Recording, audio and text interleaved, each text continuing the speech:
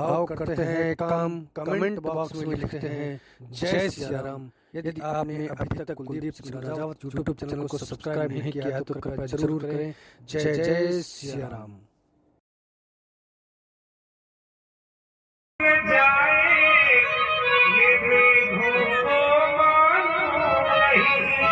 कहाँ से आए कैसे आए किसी को ये मालूम नहीं। कौन बूंद मोती बन जाए ये मेघों को मालूम नहीं। ये संसार में कैसे आए हैं, क्या कर्म करना है। कवि ने कहा, एक संत ने कहा कि तो अनजाने राही देखो, तो अनजाने राही देखो, दाम्पत्य सूत्र में बंधते हैं। एक राही का नाम होता है वर और दूसरे का नाम होता है कन्या। दो अनजाने राही देखो, दाम्पत्य सूत्र में बंधते हैं। साथ जिएंगे साथ मरेंगे ऐसी कसमें खाते हैं। पर कौन सा साथी कब छूट जाए, कौन सा साथी कब छूट जाए ये दंपति को मालूम नहीं। और कौन बूंद मोती बन जावे ये मेघों को मालूम नहीं। कहाँ से आए कैसे आए, कहाँ से आए कैसे आए किसी को ये मालूम नहीं। कौन बूंद मोती बन जाए मेघों को मालूम नहीं। चलते चलते श्रमित हो गया, बहुत यात्रा हुई। चलते चलते श्रमित हो गया फिर भी पथ की थाह नहीं।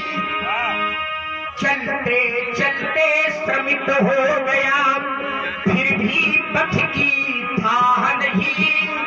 प्राणी पहुंचा उस मंजिल तक जिसके आगे राह नहीं। प्राणी पहुंचा उस मंजिल तक जिसके आगे राह नहीं। कितने तारा है अंबर में, कितने तारा है अंबर में दिनकर को मालूम नहीं। कौन कली पहले खिल जाए वृक्षों को मालूम नहीं। कहाँ से आए कैसे आए किसी को ये मालूम नहीं। आइए विचार करना। एक कवि ने फिर लिखना प्रारंभ किया कि प्रातः काल होते ही पंछी, वाह, विचार करना, एक एक शब्द को हृदय में उतारिएगा। प्रातः काल होते ही पंछी दाना चुगने चल देता है। ये पंछी कोई और नहीं, ये जीव ही पंछी है। घर से निकलता है कि मैं परिश्रम करूंगा और इतना पैदा करूंगा कि मेरे परिवार का पोषण हो सके। प्रातः काल होते ही पंछी दाना चुगने चल देता है। पूरे परिश्रम और सुयश से बच्चों का पालन करता है। लेकिन इस संग्राम के पीछे तो धर्म में ये पता नहीं है कि कब शिकार किसका हो जाए। अरे कब शिकार किसका हो जाए ये पक्षी को मालूम नहीं। कौन बूंद मोती बन जाए ये मेघों को मालूम नहीं। कहाँ से आए कैसे आए किसी को ये मालूम नहीं। कौन बूंद मोती बन जाए मेघों को मालूम नहीं। महाराज ऋषि दधीच का दान विश्व को, ऋषि दधीच का दान विश्व को अमृत का वरदान बन गया और पत्थर का सम्मान बढ़ गया। शिल्प कलाकारों द्वारा ही पत्थर का सम्मान बढ़ गया। कौन पखेरु कब उड़ जाए, कौन पखेरु कब उड़ जाए। और इस विभीषिका में कितने साथी छूट गए, चले गए। कौन पखेरु कब उड़ जाए, बहरिए को मालूम नहीं। कौन शिला संगर बन जाए, शिखरों को मालूम नहीं। कहाँ से आए, कैसे आए, किसी को ये मालूम नहीं, मालूम नहीं। कौन बूंद मोती बन जावे, मेघों को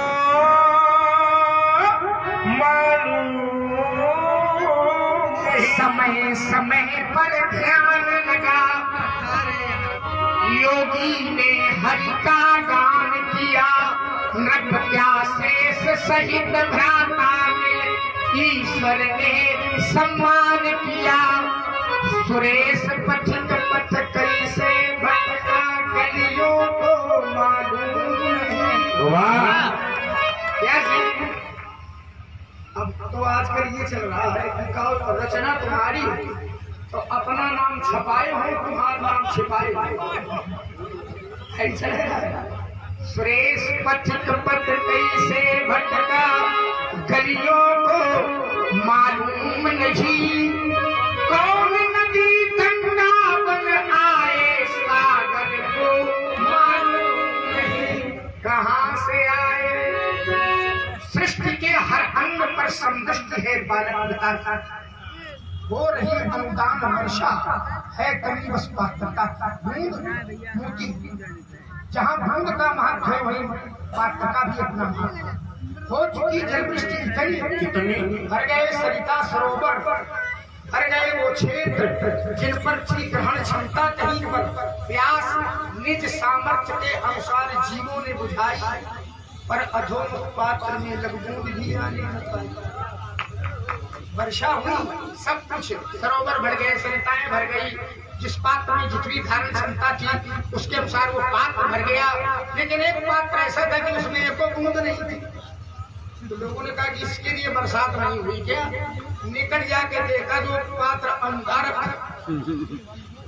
अधोमुख, उसके लिए तो पात्र का भी एक पात्रता का भी अपना एक महत्व है। अगर बूंद का महत्व है, कदली सीप भोजन मुख, कदली केले के मुख पड़ी तो कपूर, घोड़े के मुख में पड़ी सीप के मुख में पड़ी मोती, गाय के गोरोचन, हाथी के बांस में बंसरोचन। बूंद एक ही है, पात्र भिन्न भिन्न है, अलग अलग हो जाए।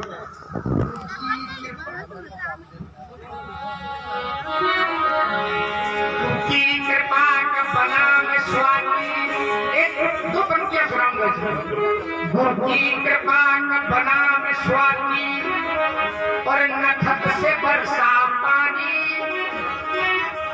मई मुक्तायर गोरोचन की अब बन चली कहानी। मई मुक्ता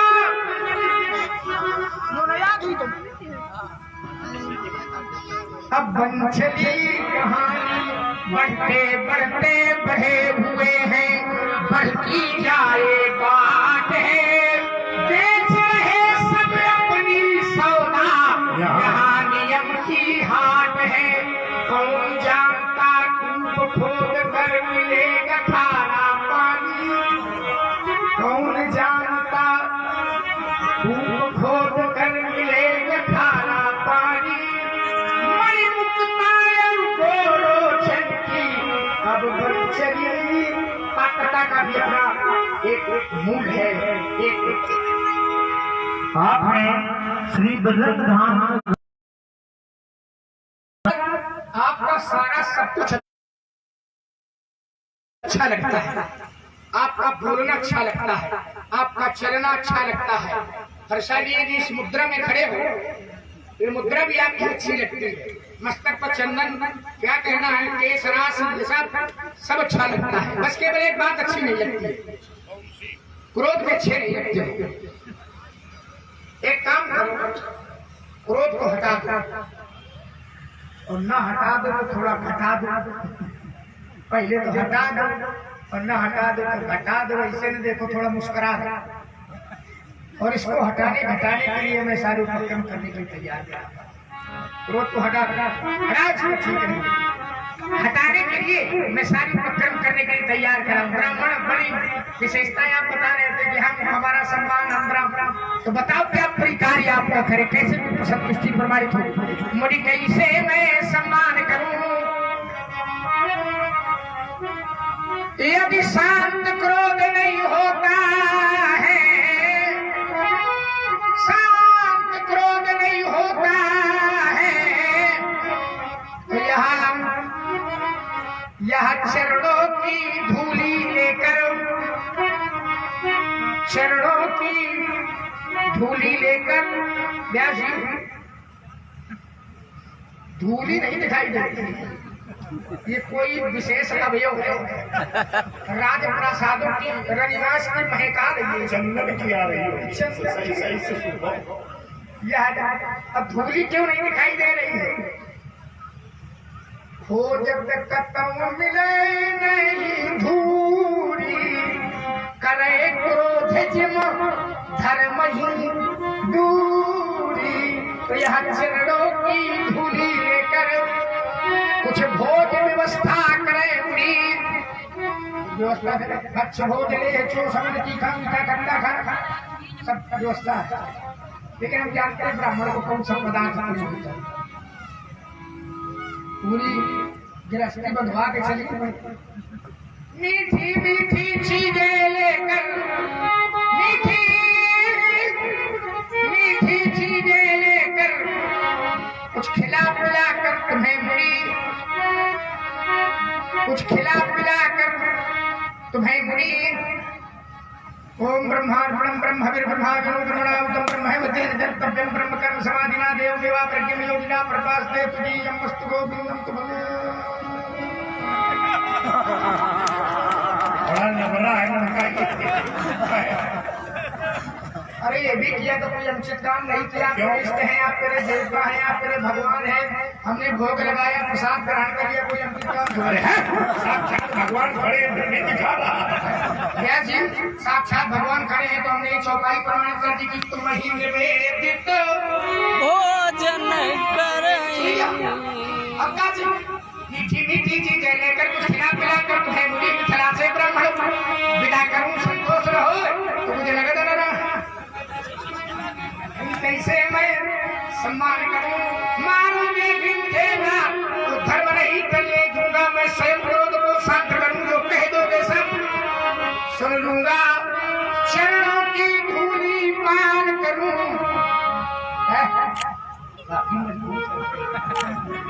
पंडित जी ऐसा पुजारी 3 लोग में ढूंढे ढूंढे न मिलेगा। अच्छा बेटा, ऐसा दिखता भी तुमको 3 लोग में ढूंढे ढूंढे, हमको ऐसा पुजारी ऐसा दिखता नहीं, तो हमारा बढ़िया है कि जैसा दिखता हो इसी पूजा। आप हमारे दिखता देख के पूजा करते हैं। चरणों की धूली पान करो, बताओ बताओ क्या प्रकार का कैसे विप्र संतुष्टि प्रमाणित होगी, उसके लिए मैं सारे उपक्रम करने के लिए तैयार।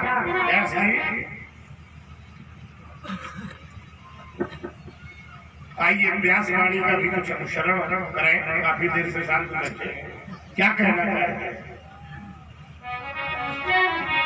इसका भी आनंद।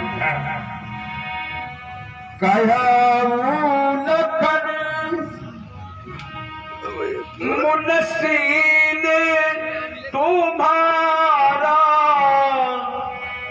को नहीं जान, विदित संसारा को नहीं जान, राम को नहीं जान, को नहीं जान, कौन नहीं जानता है? विदित संसारा, सारा संसार परिचित है।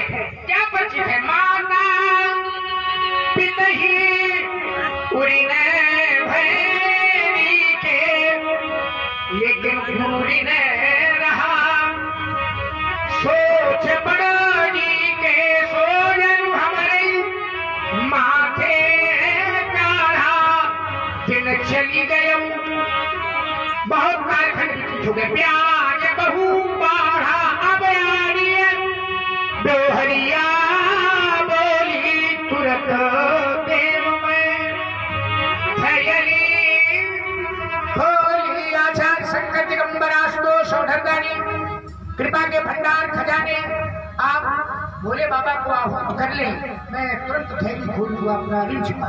आज लक्ष्मण की पूरी शैली ही व्यंग्यात्मक कहता है माता ही पिता ही उरिन भय मिलती। माँ कहने पर हृदय को शांति मिलती है। और आज लक्ष्मण समाप्त शक्ति पर भी आघात कर रहा है। व्यास जी, मेरा ध्यान माँ की ओर चला गया। माँ तो माँ होती है, वो परशुराम की हो चाहे लक्ष्मण की हो या किसी सामान्य जीव की हो। मेरा ध्यान चार पंक्तियां प्रेषित कर रहा हूं।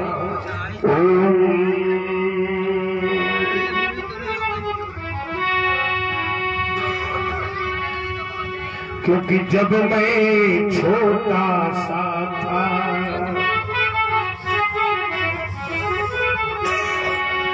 मेरी मैया मुझे दूध पिलाती थी और खुद तो सोती थी गीले में और सूखे में हमें सुनाती थी।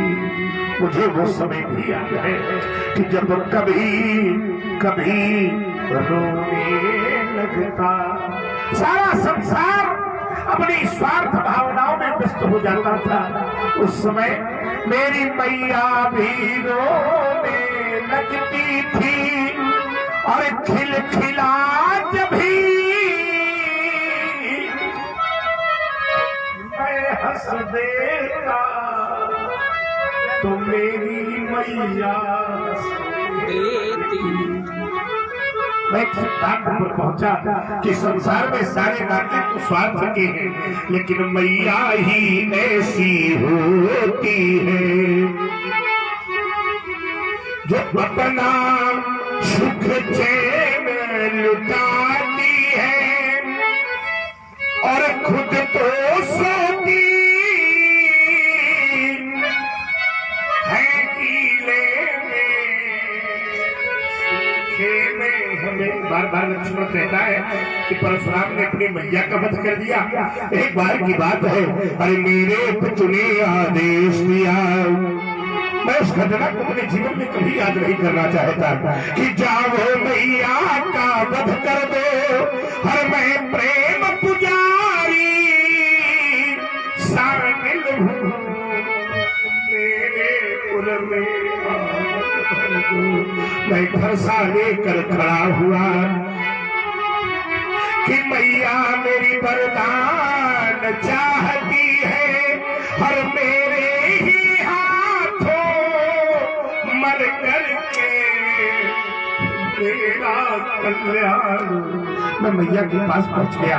मैया ने मुझको देखा, मैंने अपनी मैया को देखा। मैया कहने लगी, राम मुझे छोड़ दे। मैंने कहा, माँ अगर आज मैंने तुझे छोड़ दिया तो संसार से पिता और पुत्र का रिश्ता सदैव के लिए समाप्त हो जाएगा। मैया ने कहा, राम देख, मैं तेरी बड़ी माँ हूँ जिसने दूध पिलाकर तुझे बड़ा बड़ा किया है, कम से कम मेरी अंतिम इच्छा तो सुन ले।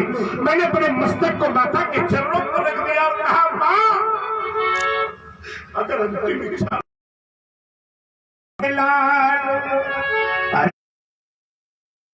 लाल मेरे लाल तुम सुना बहाना और दूध लाल जाना लाल दूध लाल। इतना कहते ही कहते कर से उठा मेरा छूट टूट गया, मैया का बध हो गया, पिताजी का बध हुआ। राम वरदान मांगो, मैंने कहा मैया के साथ सारी इच्छाओं का विनाश हो गया। राम फिर भी वरदान मांगो, मैंने कहा माता के साथ सारी आशाओं का विनाश हो गया। राम फिर भी वरदान मांगो, मैंने कहा अगर देना है तो मेरी मैया समेत मेरे भाइयों को जीवन दान दे दो। और ये कितना उन्हें कभी स्मरण में भी आज लक्ष्मण का भी हृदय को विद्रोह कर गया। दूसरा व्यक्ति गुरु राधा की ओर आया, व्यवहार नाम भगवान शंकर का, व्यवहार नाम महाजन का, व्यवहार नाम व्यवहारियों का। परशुराम का वो हर व्यक्ति व्यवहारी है जो शिव भक्त है। अगर मैं पूछूं इस सभा में कितने शिव भक्त बैठे हैं, जरा हाथ खड़ा करो। देखो मैं लगता है यहाँ से ज्यादा व्यवहारी हमारे कहीं ही नहीं। माताओं बहनों पुरुष में हर व्यक्ति शिव भक्त होगा, वो ये हमारा बात है। फिर भी उनकी बातचीत जिसे चाहेंगे आचार्य जी से आप